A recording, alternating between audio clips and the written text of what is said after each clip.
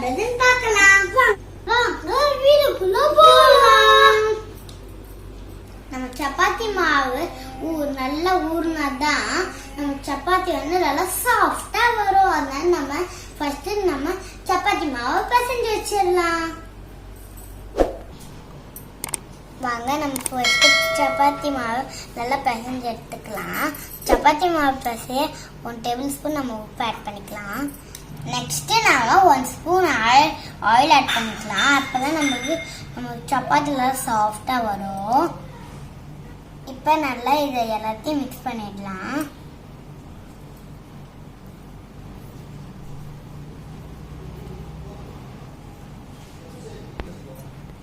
நம்ம எல்லாம் கொஞ்சம் கொஞ்சமா வாட்டர் ஆட் பண்ணி நல்லா சப்பாத்தி மாவு பிசைஞ்சு எடுத்துக்கலாம்.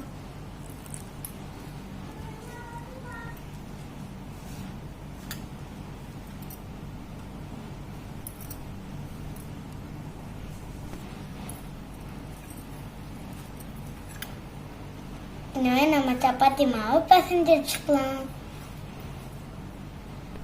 இங்க பாரு, சப்பாத்தி மாவு நல்லா பிசைஞ்சு எடுத்தாச்சு. நம்ம இதை 1/2 an hour ஊற வச்சிடலாம். அதுக்குள்ள நாம பன்னீர் பட்டர் மசாலாவை செஞ்சிடலாம். வாங்க பன்னீர் பட்டர் மசாலா எப்படி செய்யுதுன்னு பார்க்கலாம்.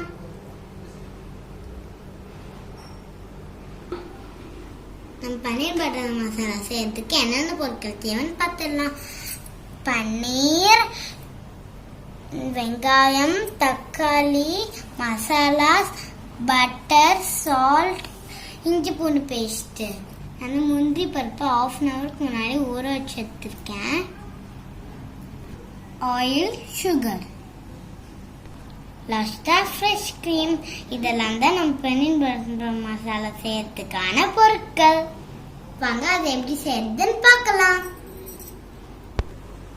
வாங்க நம்ம ஃபர்ஸ்ட் அடுப்பை பற்ற வச்சுக்கலாம்.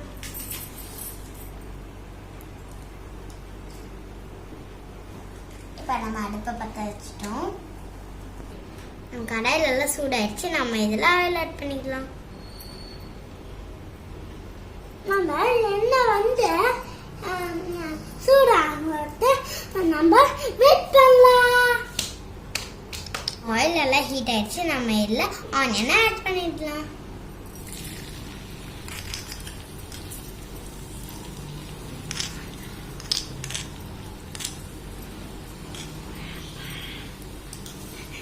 நம்ம ஆனியனை கோல்டன் கலர்ல ஃப்ரை பண்ணி எடுத்துடலாம். நம்ம வெங்காயம் நல்லா வதங்கிச்சு. நம்ம இதுல தக்காளி ஆட் பண்ணிடலாம்.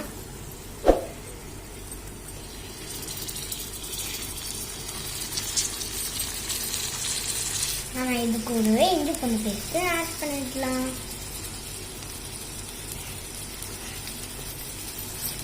இஞ்சி பூண்டு பேஸ்ட் பச்சை வாசனை போற வரைக்கும் நல்லா வதக்கி விட்டுக்கலாம். இது கூட நம்ம சால்ட் ஆட் பண்ணிக்கலாம். அப்பதான் தக்காளி எல்லாம் நல்லா வதங்கி வரும்.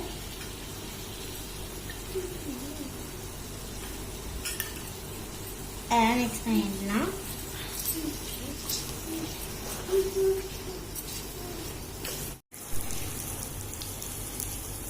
இஞ்சி பூண்டு பேஸ்ட் பச்சை வாசனை எல்லாமே போயிடுச்சு.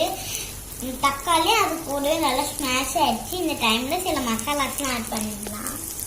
என்னென்ன மசாலாஸ்னா மிளகாய் தூள், மஞ்சள் தூள், கரம் மசாலா, தனியா தூள், இதெல்லாம் நம்ம இதில் ஆட் பண்ணிடலாம். இதெல்லாம் மிக்ஸ் பண்ணிக்கலாம்.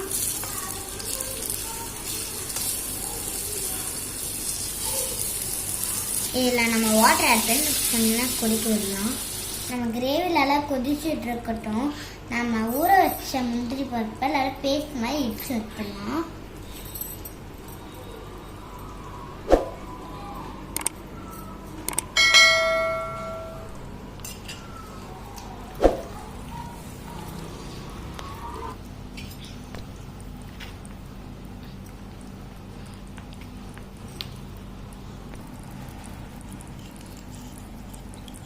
இங்க பாருங்க, நான் முந்திரி பருப்பை நல்லா அரைச்சி எடுத்துட்டேன்.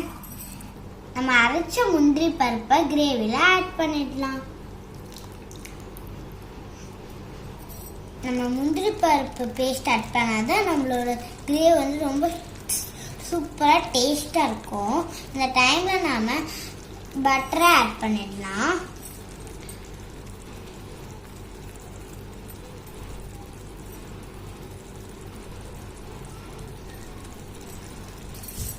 நம்ம இதில் இப்பயே பட்டர் ஆட் பண்ணியாச்சு.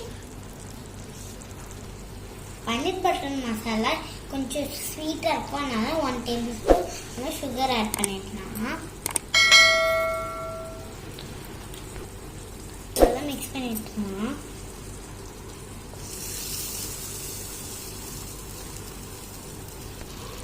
நம்மளோட கிரேவி சூப்பர் ரெடி ஆயிடுச்சு. நம்ம எல்லாம் பன்னீரை ஆட் பண்ணிடலாம்.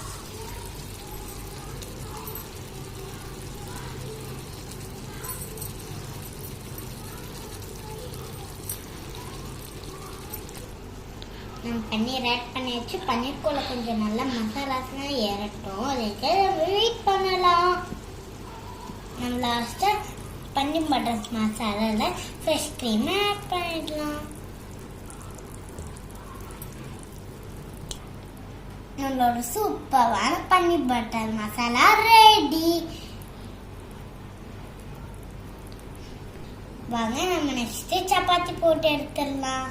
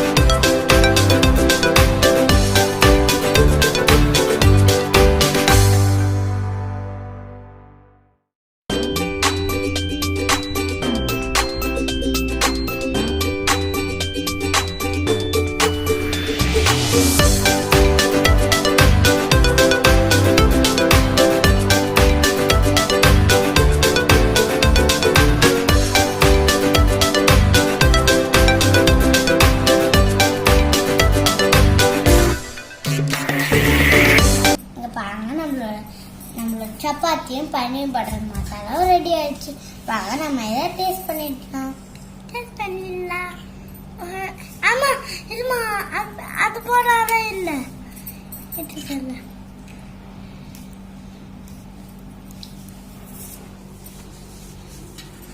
வாங்க நம்ம இது எப்படி இருக்குன்னு டேஸ்ட் பண்ணி பார்த்துடலாம்.